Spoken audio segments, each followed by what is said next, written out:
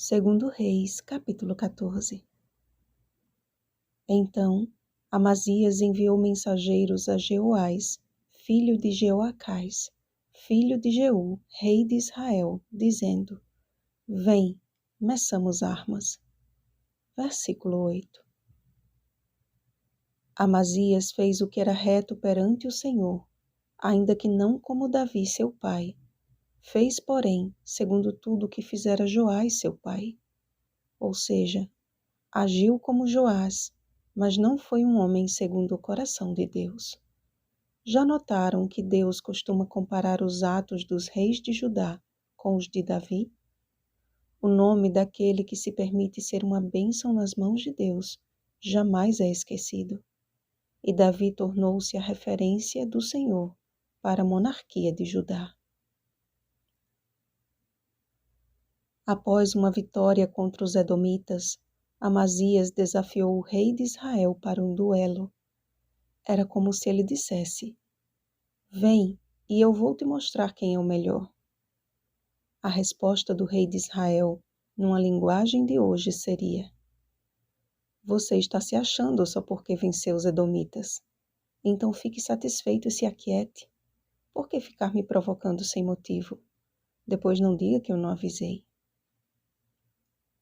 Resultado: Judá foi derrotado diante de Israel e fugiu cada um para sua casa. Amazias foi preso, os muros de Jerusalém rompidos, os tesouros do templo e da casa do rei foram tomados, como também reféns foram levados para Samaria. Meus amados, em guerra entre irmãos, só há perdedores. Ambos os lados saem machucados e com feridas difíceis de cicatrizar. Como seu pai, Amazias morreu pela mão de conspiradores. Ele tinha tudo para construir um reino estável e deixar um legado firme, mas trocou a retidão perante o Senhor pela exaltação própria. Jeroboão II, seguindo a mesma linha de seus antecessores, fez o que era mal perante o Senhor. Jamais se apartou de nenhum dos pecados de Jeroboão, filho de Nebate. Já notaram que a referência monárquica de Israel é Jeroboão? Se é para comparar com inteireza de coração, Davi é o nome. Se é para comparar com coração corrupto, o nome é Jeroboão. O nosso nome pode falar contra ou a favor de Deus e de nós mesmos. Quando o usamos para medir forças com outros, lançamos por terra qualquer possibilidade de sermos semelhantes a Jesus.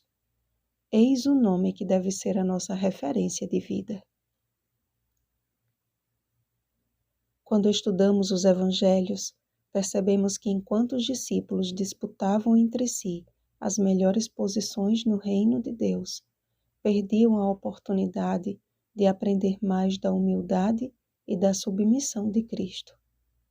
Enquanto eles estavam na sala onde celebrariam a Páscoa e pensavam em quem lavaria os seus pés, Jesus já estava com a bacia e a toalha em mãos, ensinando-lhes uma das mais poderosas lições sobre o verdadeiro serviço cristão.